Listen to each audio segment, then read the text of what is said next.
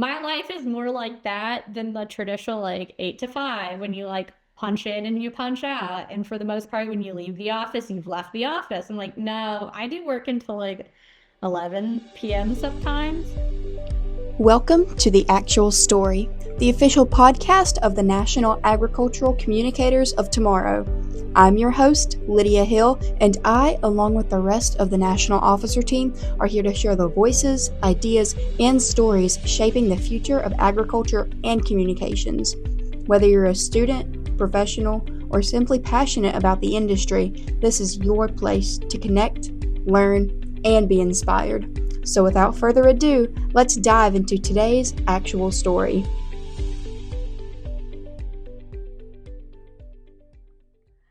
Our final guest on season 1 of The Actual Story is Jesse Harding Campbell. She's the founder of Marsh Wren Creative and is an award-winning journalist and former farm broadcaster. Her exceptional achievements include being one of the youngest to receive the National Association of Farm Broadcasting's Horizon Award in 2015. It recognizes excellence in farm broadcasting for members with 5 years or less of membership. Campbell's numerous Nebraska and National Federation of Press Women Broadcasting Awards further attest to her expertise and dedication. During her tenure at the premier digital agriculture policy publication, Campbell demonstrated her versatility by managing all online events. This encompassed speaker management, platform development, marketing and promotion, and pre- and post-production. Her responsibilities extended to all in-person events, where she voiced commercials, developed video promotions, created web and print ads, and contributed to general company market promotional materials. This diverse range of responsibilities reflects the comprehensive services offered by Marsh Wren Creative. Campbell was raised on a farm in southern Illinois and now resides in central Nebraska with her family. She is an avid sportswoman and outdoor enthusiast. Thank you so much, Jesse, for hopping on here with me today. Just to go ahead and get us started, give us a little bit of background about yourself. Sure. Thank you for having me on the podcast today. I'm really excited to join you for this conversation.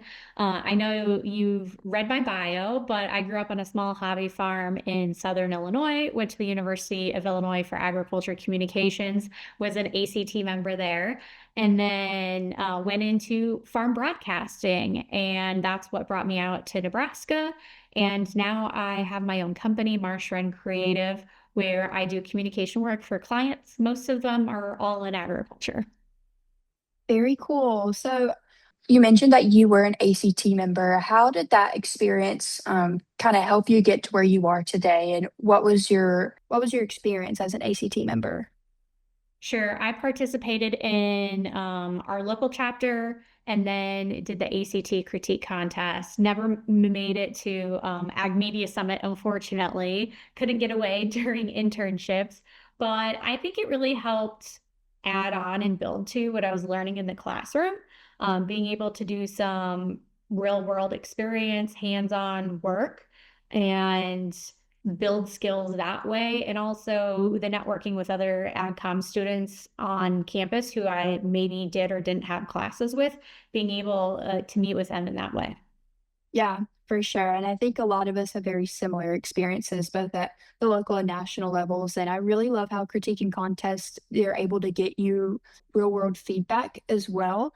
So you're always getting something out of submitting. What made you choose ag communications, or were you not originally an ag communications major, or what did that look like for you? Sure. I did not have an FFA chapter at my high school. However, I was a 10-year 4-H member.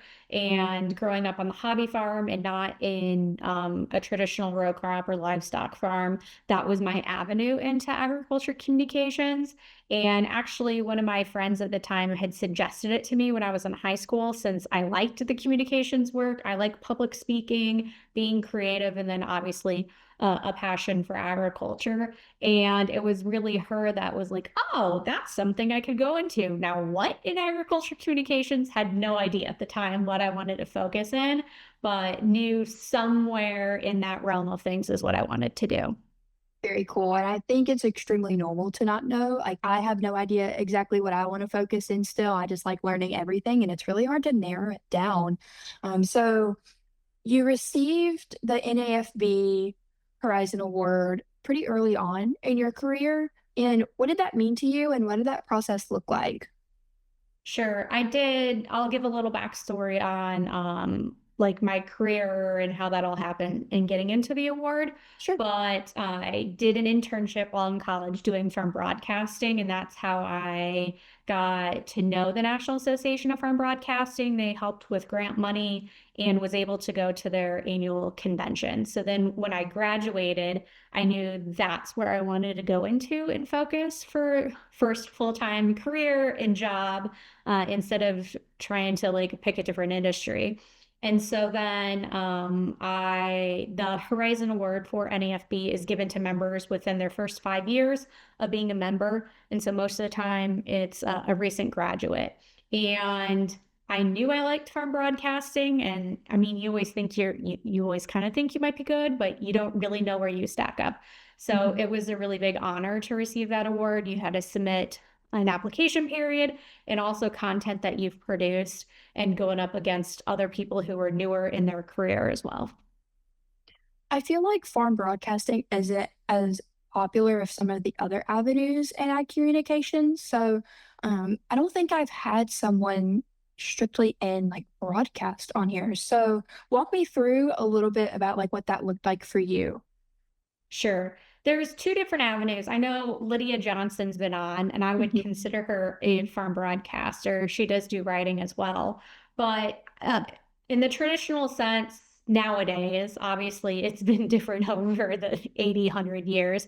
But from my perspective, there's either the market aspect where you're reading the CME exchange, like market numbers, grain prices, once an hour, a couple times an hour while they're trading, and then doing interviews with analysts and brokers talking about the markets and why they're doing what they're doing. And that could be because of what's going on internationally. It could be what's going on with weather in Brazil. It could be what's going on in weather in the United States.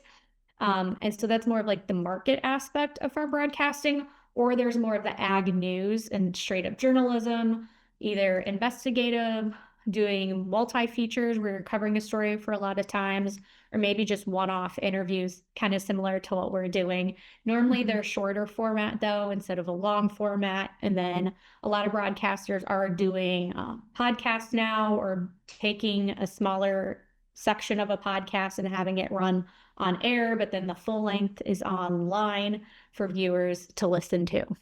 So which of those two avenues did you enjoy best?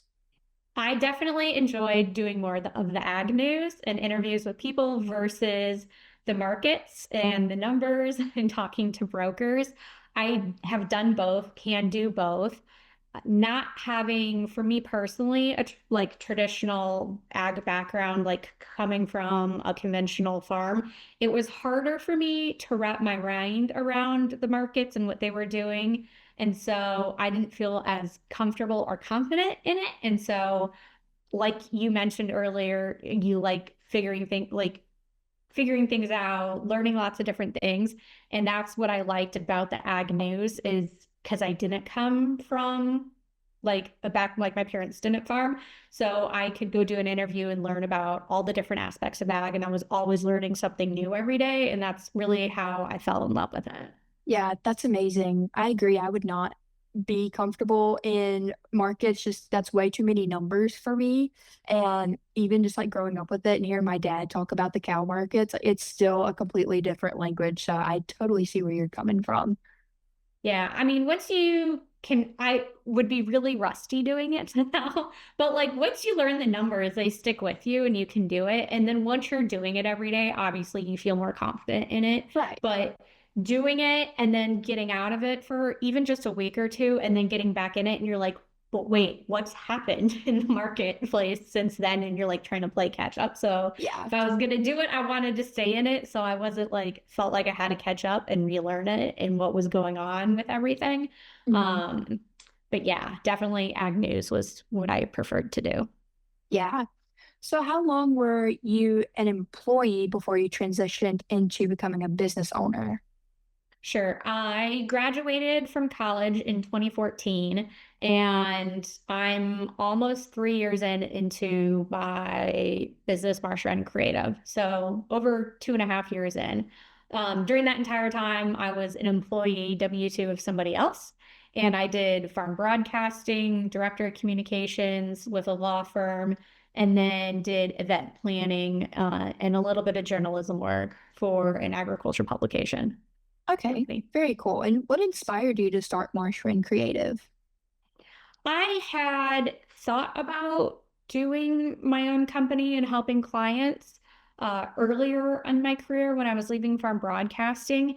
It just didn't feel quite right in the right time. And so I have two boys, a 6-year-old and a 3-year-old. And it was after I had my youngest where I was like, I want a little more flexibility in the projects I'm working on and the hours that I'm working and to be able to spend more time with them. So that's really what led me to like take the dive at that time. Right. Um, and what were kind of like the initial steps of starting that business? A lot of it was mental in making the decision to do that. And I thought about it a lot and for a long time. And then I started reaching out to really close, trusted contacts to see their thought if they thought I could do it or if it Mm-hmm. was also a good idea. And folks who had also done it. So to pick their brain a little bit as well.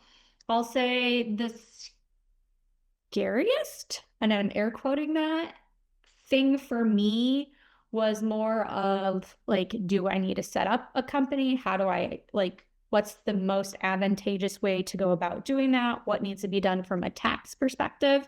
And luckily, my personal tax personnel, he also does taxes on the side and had something similar. So really being able to tap him and pick his brain on it and figuring out how to set it up kind of like he did it pro bono, which was really nice. Mm-hmm. um, was really where I started, like in the first like planning process to be like, no, yes, this for sure is what I'm gonna do. Yeah. And I think it's becoming a lot more popular for people to start going out on their own and doing businesses like what you have these days because the 9 to 5 lifestyle just doesn't work out for a lot of people and especially moms with young kids as well. So I know you probably had like to find a niche, and do you have a specific niche that you work in to kind of help yourself stand out? Yeah, I was pretty open to everything when I started. And I don't do social media, I don't keep up with it. And so there were some things where I'm like, I do not do this. Mhm. But everything else, for the most part, I'm like, I'm open to, willing to do it. In the beginning, you're like, I just need clients and money. Right. And then it's like, okay, here's what I most enjoy doing. And this is what I want to keep doing moving forward now that I have a couple under my belt. And really just in the last, I would say, year and a half, so half the time I've been doing it, I'm like, no, I adore, love, can't get enough of media relations. And Mhm. so working the opposite side of it, I had done it. And so that's just a natural fit for me. Most of all my friends are broadcasters or writers. So uh, that was a no-brainer. But then also the event planning that I did. Um, I would say those two things are my bread and butter, event planning and media relations, but I have commodity associations and I do venture out and do things outside of that. In terms of the event planning, I do marketing, promotion, email, social specific to the event planning. And so I've done a little bit of everything and we'll see where it goes, but definitely media relations and event planning. Yeah, I was going to ask, where do you see it going in the future? I'm hopeful to bring on some new clients and things in the works. And I do from broadcasting and interviews occasionally for some clients as well. And so enjoy doing that. Some podcast editing. So definitely things that I have a background in Mhm. and looking forward to continuing that for clients I have and any new clients in the works. Yeah. Well, that's awesome. And when it comes to like balancing, staying creative, but also being a business owner, and also being a mom? Like, how do you juggle all of that? I am a planner by nature and detail orientated. That's why the event planning works out really well for me. I'm just inclined to do that. And so that's what my life is. And it makes sense when you're like, oh, I was on live radio. Like you have to like hit it or miss it. Dead air is the worst thing that you could possibly have. And so being a deadline person, it makes it really easy. Balancing is tricky. The 6-year-old is going into first grade. So this summer he's been home with me. And so juggling all that can be really difficult, but this is my slow season and being able to spend the most time with him this summer has been really rewarding. And each day is different. It depends on what their schedule is, my schedule, my husband's schedule. He travels for work, I travel for work. And so we just really have to be on top of our like family communication as well in order to make all the things work.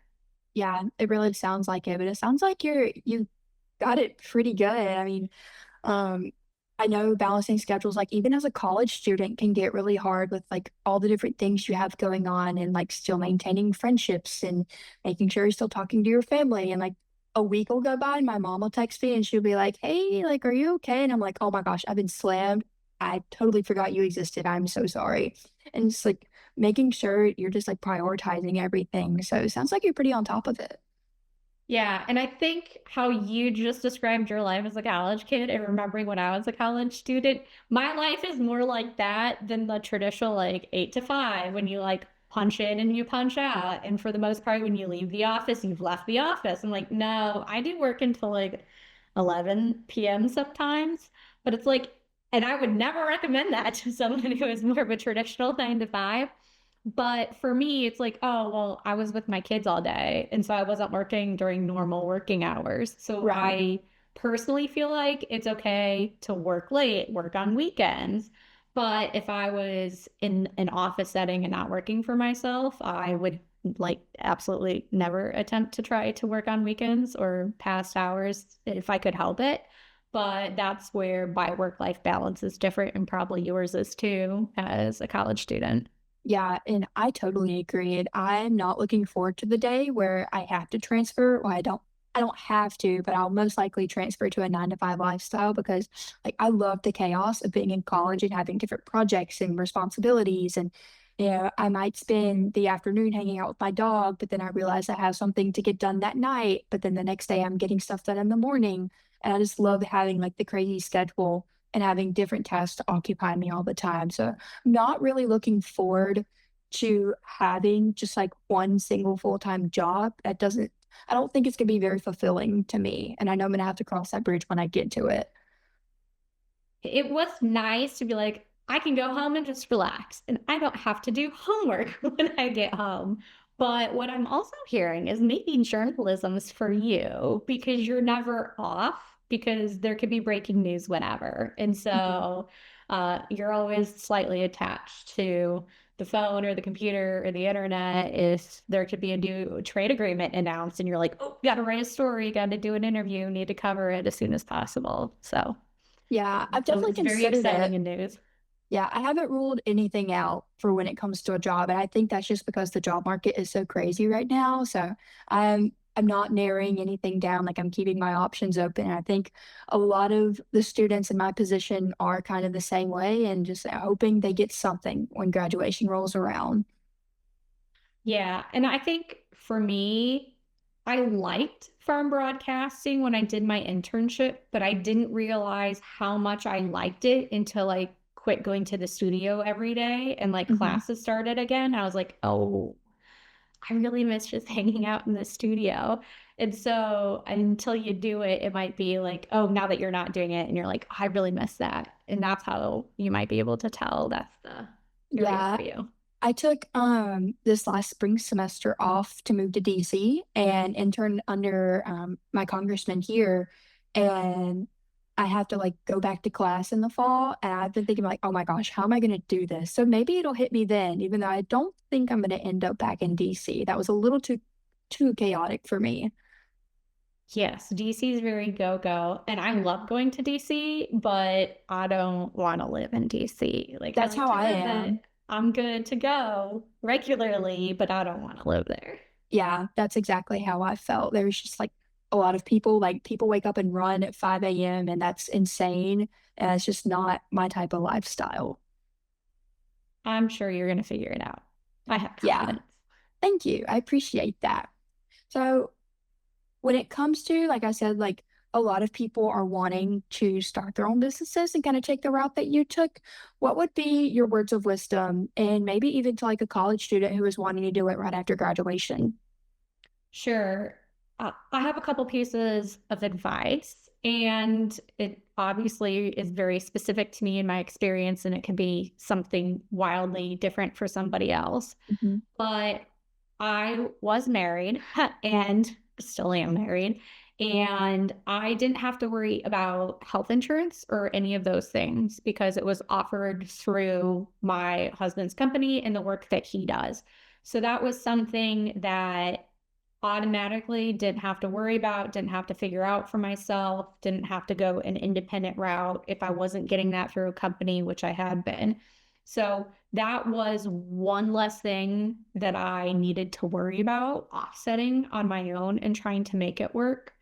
And also because I'm married, well, I didn't have like a set number that I was said I had to have in order to survive. There was like a minimum, like very bare minimum, but having that made it way less stressful on me personally. And my second piece of advice then is it was very like nerve-wracking to quit your 9 to 5 and just be like, oh, the steady income, like you know what you're gonna get. Mhm. Um, but I just kept telling myself, well, if it doesn't work out, I can always just go get a job. I can Yeah. just go get another job. Like quit freaking out about it. I don't have to one-to-one my income from where I was at. I can slowly grow it up. I'd have family support out like my family outside of just my husband as well. And if I don't like it, if it doesn't work out, I can just go get a job. I can just go, there will be another job like 9 to 5, and it's not the end of the world. There's contractors, freelancers who like hip hop back and forth regularly. So that really helped me to quit freaking out about it. Where if it doesn't work out, who cares? I can just go get a job. Yeah. And I've never even considered like the whole health insurance thing, like how taxes would work owning your own business. And my dad has his own business, but like by the time I got old enough, like a lot of that stuff went way over my head when I was younger. But I think like it sounds so glorious just to like work for yourself and take the jobs that you want to take. And then like you have to think about, well, do I have people that support me? Am I going to be insured and things like that? So I'm really glad you brought that up because I'm sure I'm not the only one who that just was like a light bulb that flicked on over their heads. Yeah, and that's one of the reasons why earlier in my career, I wasn't married. I was just coming off like parents' health insurance and then was getting it through company, where now I'm like, okay, I'm gonna have to go open market. How am I gonna figure this out? Having two incomes being married was helpful. And I think again, the timing just wasn't right. It didn't feel right at the time. And the things that I learned in between then have been like nothing can compare. I mean, I didn't really get into the event planning till after, and now that's one of the bedrocks that I have and can offer clients. So things work out the way they're supposed to. And if Mhm. it doesn't feel quite right, then it's not quite right. But I know also everyone's like company setup is different too, based on what they're doing. Yeah, for sure. Um, so are you like allowed to like name any of your clients, like maybe what like commodity like associations and stuff you do work for? Because I might go stalk after. So I got to know one of your previous guests, and working through the sorghum. So I've worked with national sorghum and then Kansas sorghum, Nebraska sorghum. Nebraska sorghum is a current client of mine, and I do most of my work for them, state checkoff association. And then I've worked for other row crops as well. I have one livestock association that has been a client of mine, and that was instead of like producing content or creating deliverables for them, more business communication support when they were bringing on new team members and going through the hiring process and being able to sit in and help them like choose candidates. And so that was really impactful for me too, to be like on the other side of it. And then I have a equipment manufacturing company that's based in Nebraska as a client, and then either radio stations or networks or from broadcasters themselves, either in like scheduling, planning, or editing content for them, or going out and doing interviews if they can't like go to an event. I've covered events for some folks as well. So a little bit of everything. Yeah, it sounds like it. Do you Yeah. have like a favorite commodity to do communications for? Like, and that could include equipment, I guess. I So when I was a firm broadcaster, covered more of like the water, natural resources beats when I was reporting. So sorghum fits really well into that. And Hmm. I feel most at home with like Nebraska sorghum and the work that I'm doing for them. And it feels second nature to me. Since I didn't grow up on a conventional farm, equipment's really difficult for me to wrap my head around. Um, but for a lot of them, it's media relations, and the core items there doesn't change no matter what like Right. group you're in. It's just like figuring out more about them and how to talk about them, but determining who your audience is, where you're targeting, like all that stuff stays exactly the same no matter where you're working from. And I didn't grow up in livestock, so I can talk the talk, but I've kind of like niched myself into rowcraft. Yeah, which is, I think that's just like something when you grow up like out there that's totally normal. Whereas like I'm not really that familiar with row crops. And in my hometown where I grew up, it was a lot of poultry and cattle. And then it's like a little bit of corn for chopped corn silage, and that would be it. So, especially like moving down here to Georgia, like these people grow some peanuts, and I didn't know anything about it until I moved here, and all these people are talking about peanuts, and I'm like, what do you mean peanuts? I didn't even know, like, this is really embarrassing. I didn't even know that they grew under the ground. I had I no idea. I think most people don't know that. And I was like, oh my gosh, are you kidding me? And at our Georgia National Fair this last October, the commodity spotlight was peanuts. And like they had this whole, like, their whole booth was like you were underground with the peanuts. It was insane. I spent like 15 minutes in there learning That's about so it. awesome. Yes, it was I love extremely that. cool. Yeah. Well, coming from Illinois, it's all corn and beans. So that's where my background was. But like I went to Wisconsin and I didn't know that well, I knew dairy, obviously. But Hmm. then Wisconsin, like the highest producer of cranberries. Like, and our states are Interesting. touching, like Illinois and Wisconsin are touching, and I didn't realize that. So I came out here to Nebraska, and I'm like, oh, what's a sugar beet? I don't know what that is. Like, I am corn and soybeans, like, and that's it. So, but I hunt, fish, spend time in the outdoors. So it's like, oh yeah, I covered wheat a lot here in Nebraska. I covered water issues a lot in Nebraska. I covered sorghum a lot in Nebraska. So it just kind of made sense that that's where I've gravitated Yeah. client wise. And because it's what I covered, it's the networking I did most, which is the other thing is pretty much everybody's been word of mouth networking from folks who I knew either as a journalist or doing events or they've known someone.